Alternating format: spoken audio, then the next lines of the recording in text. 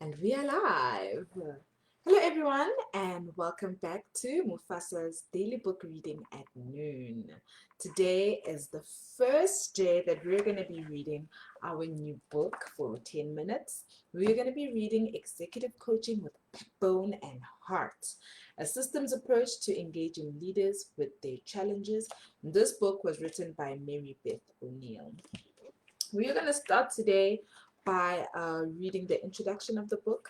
The book is broken up into three parts and it's got 11 chapters. So we're going to be reading it for a while, especially because we're going to be reading this book 3 days in the week instead of 5 days.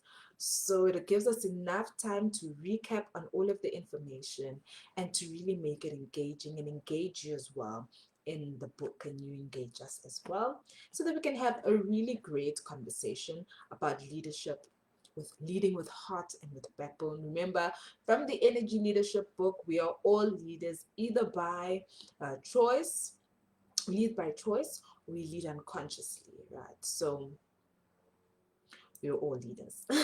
So I think this is a great follow-up from the first book that we read.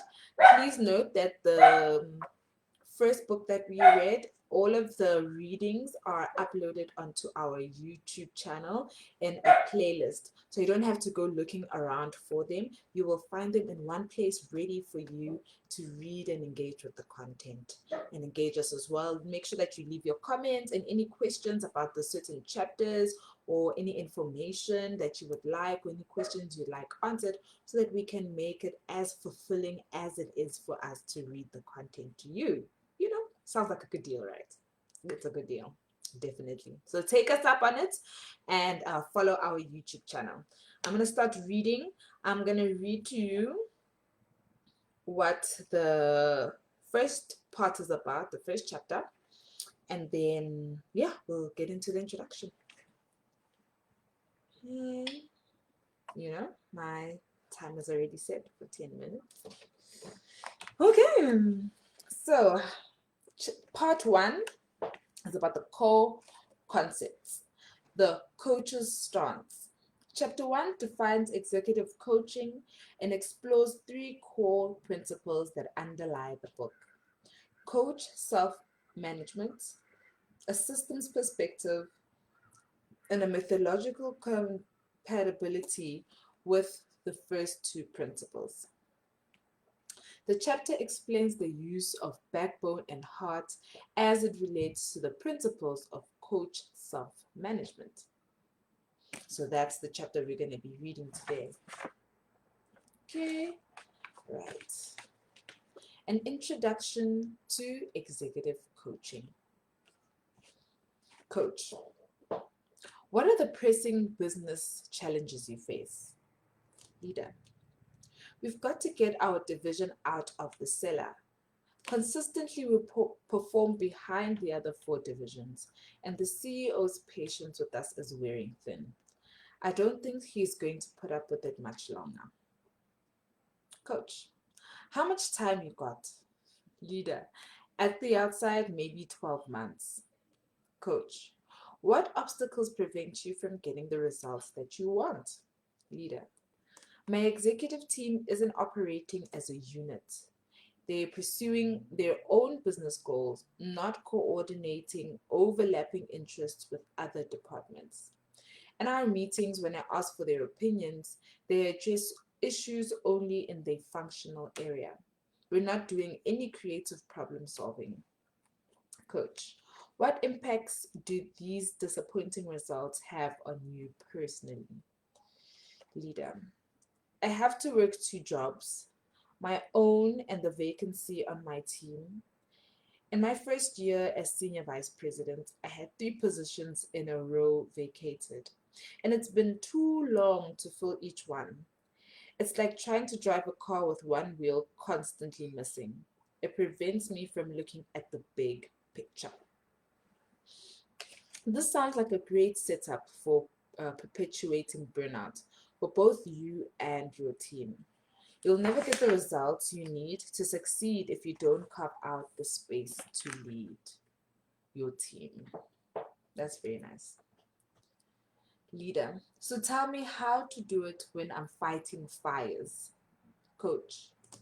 You may, by default, be managing only what you know how to do rather than doing what is needed. You may need to go beyond your own leadership strengths to achieve significantly different breakthrough results. What is challenging for you about this situation in the face of these disappointing results? Leader. Leading this effort is a big challenge for me. It's the first time I've ever managed multiple functions. I've never spent energy on managing as a discipline itself. I achieved success through technical know-how. I could use some help figuring out where to start. So, coach. Let's start by defining more specifically which actions on the part of your team would directly lead to the results you need. Then we can look at how you will achieve those results with your team. Leaders hold a special position in the landscape of change. A leader's clarity of purpose and her ability to connect the people in her organization to go to that purpose go a long way toward mobilizing the necessary forces for change. Sometimes executives need help to fulfill the responsibilities of their special position. Executive coaches who understand the demands and requirements of the change process can help these leaders. Leaders hold a special position in the landscape of change. One more time. Leaders hold a special position in the landscape of change. What would you do if the leader from the preceding dialogue were referred to you for coaching? What would be your goal with him? What would you want to accomplish? How would you determine if you were being effective? These are all questions that effective coaches ask themselves every time they enter a new coaching relationship. They also question they also they are also the my bigger pardon they are also the questions that keep coaches, even experienced ones, up at night when the client or the situation reaches a particularly dicey phase. A well-managed coaching relationship, along with an adequate period of time and a motivated executive, can lead to impressive results. That was the case for this leader, whose division became the top performer in the company within 8 months. And remember, we just read that they decided to give themselves 12 months, but they did it in 8. Wow. And in the previous, the previous book, they specified 6 months, and they did it in less than 6 months. I think it was in 4 months. So anything is possible, guys. Anything is possible, right? Okay, this book explores how to think and act in ways that empower the executives you coach. It will help you become a valued resource to the leaders who need you most. That's really amazing. What is executive coaching? So now we're getting a really wonderful background of what we're going to be reading about, which is great. The coaching partnership begins when the leader faces a dilemma and feels stalemate. The essence of executive coaching is helping leaders work through challenges so they can transform their learning into results for the organization. The essence of executive coaching is helping leaders work through challenges so they can transform their learning into results for the organization. Coaches possess the trained yet natural curiosity of a journalist or an anthropologist to the client's work situation. In addition, coaches typically share conceptual frameworks, ideas, and metaphors with executives, encourage rigor in the ways that clients organize their thinking, visioning, planning, and expectations, challenge executives to expand their learning edge and go beyond the current level of competence, build client capabilities to manage their own anxiety in tough situations. By executive, I mean leaders who are in the top and upper levels of the organizations, the CEOs, senior vice presidents, plant managers, and executive directors of organizations. I define the executive jobs in three broad areas. So let us know if you form part of any of these three broad areas. Communicating the territory. That is the purpose, the vision, and goal of the organization to key constituencies, as well as outline opportunities and challenges. Two, building commitment, building relationships, and facilitating interactions that result in outstanding team performance, producing results and outcomes through the direct effect of others as well as the executive's own efforts.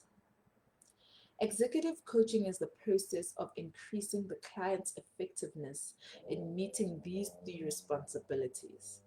For example, in the opening story, the executive was clear about the third responsibility, producing results and outcomes. He even had a sense about what was missing in the second area, building commitment, building relationships, and facilitating interactions. But he had yet to act on that knowledge.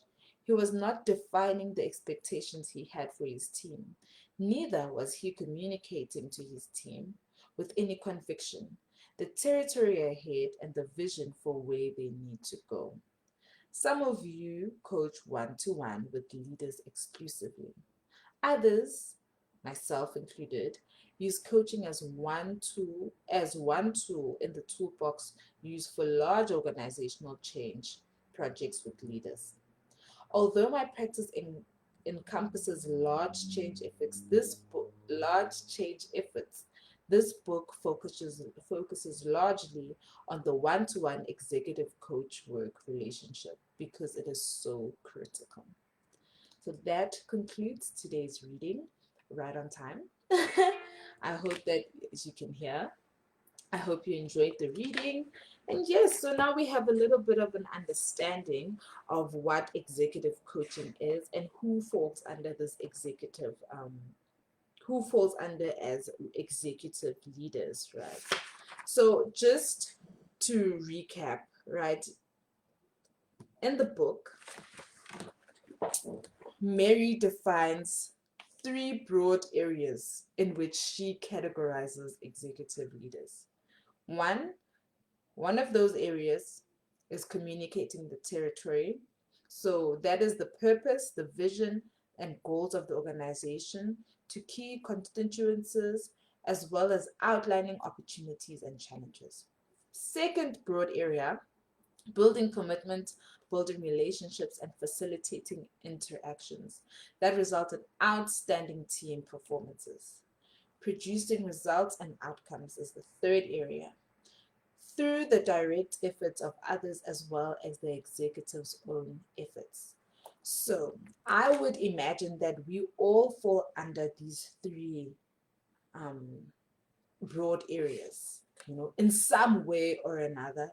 Remember, we are leaders in organization, and organizations are, as if you're part of a team in your family where you work, we're all leaders. So which areas, how can you identify the areas, the organizations that you're in, and identify these areas, how you play a role in these areas? Because somewhere or another, I think you do. So which areas, identify how these areas are evident in your life, right? I'll put them down in the box on the side so that you can have a little read at them, and then also just define them for yourself as we carry on out in the book. I think it's going to be a good thing to also just do some practical examples as we move along. Okay, so I will do this activity myself as well, and then I will read it to you tomorrow. Thank you for coming to today's reading. Bring yours as well, and then we'll compare notes. Enjoy the rest of your day. See you not tomorrow. Tomorrow is Tuesday, so see you on Wednesday. Bye.